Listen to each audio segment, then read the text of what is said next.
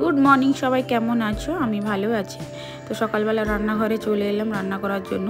তারপর আমার বর অফিসে বেরিয়ে পড়লো খেয়ে দিয়ে।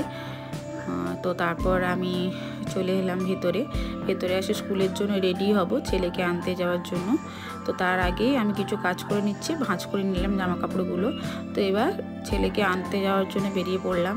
দেখুন আমি অটোর লাইনে দাঁড়িয়ে আছি। তো এবার স্কুলে যাব, স্কুলের ভেতরে ঢুকে পড়লাম। তো ছেলেকে নিয়ে এসেছি আনার জন্য। তো এই দেখুন ছেলেরা খেলছে। তো এবার বাড়ি চলে এলাম ঘরে। তো বাইরে খুবই রোদ ছিল, তো আর তারপর থেকে ব্লগ করা হয়নি। সন্ধ্যার সময় এবার ছেলে বললো একটা আম খাবো, তো তাই ভাবলাম মোবাইলটা অন করে একটু আপনাদের সঙ্গে শেয়ার করি।